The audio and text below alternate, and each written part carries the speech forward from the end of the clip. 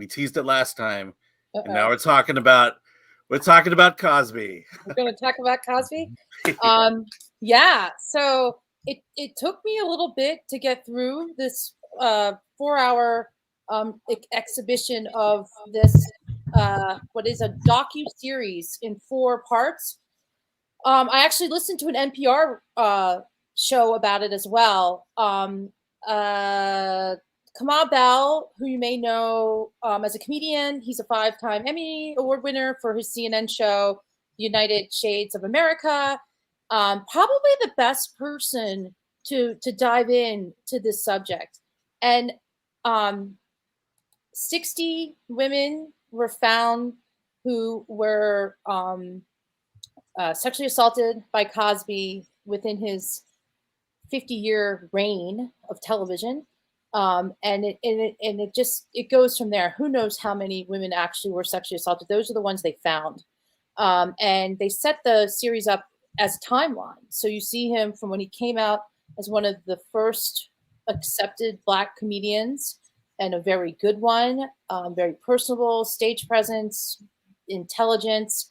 And Bill Cosby moved his way through the comedy world, doing albums, then on television, doing education for kids, doing against drug for children and teaching them right from wrong.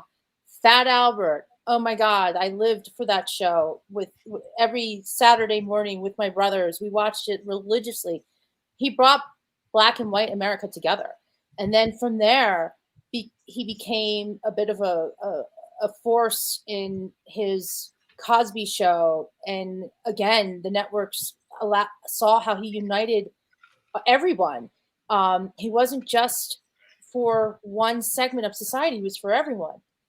But when you go and you look back at his huge career, huge, seminal person in entertainment, you begin to see this path of scenarios where he's talking about what he's doing. It's like they say the greatest crimes take place right in front of you and you don't even see it.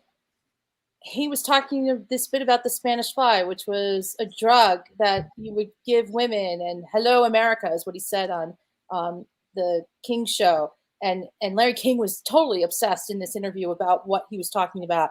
And it was funny, and it was gentleman behavior.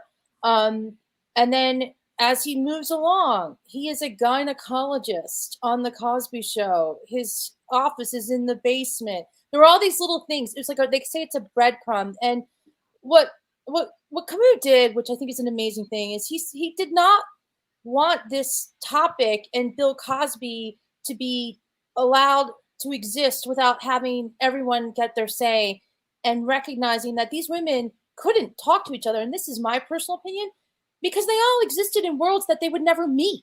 So they wouldn't have this discussion. But then it got even stranger. Apparently on all the television shows he did, there were dressing rooms for certain people. And then when he wanted someone on the set or he wanted someone to meet, they would move people to a closet, actors on the set, and bring in this person for a day or two. And he always had women in the audience. And these are things I didn't know. The behind the scenes, who was helping him do this? How could people not know? The history, the Playboy Club, the history of drugs in America, it all kind of gets filtered into this scenario. And then Kamau said it when he was freed because of the Pennsylvania Supreme Court let him off for one reason or another. After he admitted to things that he did, he's a free man. And he's till this day, even from the review of this series, claims that he didn't do any of this. What do you do? This is an iconic person in our society. What does this say about who we are as a culture in a time when someone like him has seen Black people rise and be able to take on things that they haven't done before and get a lot of credit for it and get shown as, you know, the rest of us, the level as the playing field leveled out, and look at what he did. It was really interesting to sit back and talk about this with the few people I'm around right now. And we all agree, you're just sort of left, you know, holding the bag, so to speak. Well, I have some questions about it. Yeah. Like, so it's a 4 1 hour segments. Is this going to air somewhere? Are we going to be able to see? Showtime. And actually, I think it's going to be airing this weekend. I think it might go up on Sunday, but I'll have to check on that. So effectively, you can see a Sundance film this weekend. We need to talk Sundance. I mean, this is a series, right? Yeah. I'm like you. I loved Bill Cosby as a kid. I listened to his comedy albums, like The Records. Oh, and I loved just I don't know, like just the cartoon show, like everything, and all of this coming out is heartbreaking. And the worst part of it is it sounds as if, and I don't know if the series goes into this, that it was kind of an open secret in the comedy community. Oh, totally. Well, that's how it happened. So, and I actually have a personal Cosby experience. No, I was not accosted. But it was a comedian who made a joke about it. And that's how the whole thing blew open. Wow. And they all knew, and they were all joking about it. Chris Rock joked about it. Eddie Murphy joked about it, way back when. And it was like, no one thought anything. Like, they let it go. It was Hannibal Buress, right? Hannibal Buress was the one. Yeah. So how in depth does the doc go? Obviously, Cosby did not do an interview for this documentary series. Oh no, but they have footage, archival footage that goes back to the first time he ever stepped on stage. They have unbelievable interviews with scholars, with a drug expert, with women who told their stories. 60 women telling the same freaking story. They shot these in different locations too. I don't think he brought everybody into a studio. And it was how these women were approached. Like, there's this weird part of the series where he set up shop in like Reno and was doing stuff there. And they're like, why is Bill Cosby in Reno? Well, why not? You've got women working at cocktail waitresses abound. You've got, and who's gonna believe you that Bill Cosby assaulted you? So my personal experience, having worked in a newspaper as the arts editor, in a ski town, in a one that's very tied to Hollywood, he came through with his show, and I got to do an interview with him. And I'll never forget this. I call him up, and he answers the phone, and he says, "Yes, it is." And I was like, "Okay, I guess this is Bill Cosby." I have no idea, but I definitely was always like, "How could you answer the phone like that? You must have such such power that you know of, that you can answer a phone like that, knowing this little tiny reporter is calling you, and to know it's a girl." It was an interesting conversation. He seemed so normal. We even talked about, my upbringing and what I knew and how I felt and how much I loved Fat Albert and all those shows. And, he was so real and authentic. I can't even tell you. But the ego. Yeah. It's so disheartening. And it's shocking to me that he was surrounded. I mean, if it was an open secret among comedians, his family had to know. I mean, I don't know how much detail it goes into that, but and I want to thank actually Philip Turner for the $10 super chat. Love your reviews. Thank you so much. Thank you, Philip, for your yes. Thank you, Philip, for your support. We appreciate that. So thank you, Philip, for that. But back to this, like I want to. It's just, he was a hero. Like, he was one of the comedians, it was that Cheech and Chong. I listened to Cheech and Chong. Love Cheech and Chong. Steve Martin. This is at a time where you would actually get together with your friends and you'd listen to those albums over and over till they were, those albums were scratched up, and you'd get together and it was like this secret thing. Like, we shouldn't be doing this, right? We're just little kids, but here's the record player and here's the new Steve Martin album, right?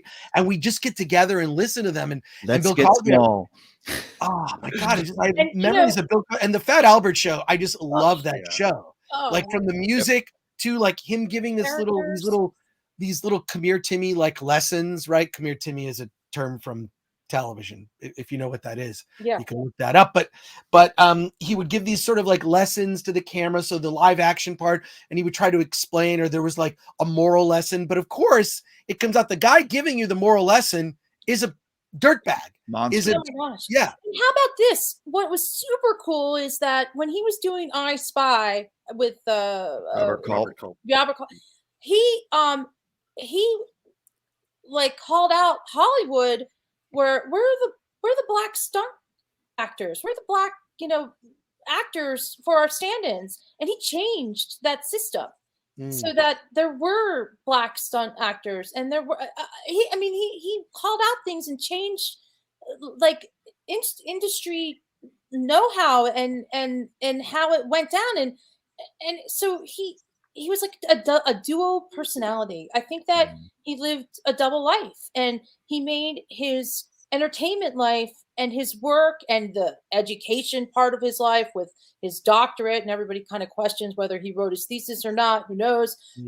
But it got so big to cover up the more larger things that he was doing behind the scenes with women and his assaults and drugging, like, you know, quaaludes, like mixing. I mean, it's just sort of like, you know, the date rape thing is just beyond. And you know, you can't buy quaaludes anymore, so that's a whole different deal. But 2 pills, everyone says the same thing. He gave you 2 pills and made you take a drink. Was he drinking? No. No. I mean, that's the thing. Like, and I just can't believe all the things you accomplished. And then you see footage with his wife. They're donating art to a gallery or museum, and she just sits there. She doesn't say anything. And in this interview, he's shutting it down. I think it was an AP reporter who wanted to ask him about allegations, and he shut it off. And his wife's just sitting there, and I'm like, what is going on here? Like with this like this sort of smile, like a Mona Lisa smile. And I just thought, how could you, and you know, he's got this entourage of people, and it's right in front of you. You know, I don't know. It's still today. I keep listening to everybody talk about it because I think everyone is so blown away, and I think Kamau is still blown away even after spending a gazillion hours on this. I think he still can't believe, because he said when it came down that he was let off, he just said, "What am I doing?" And he was just so taken. He just couldn't believe that all this work led to nothing.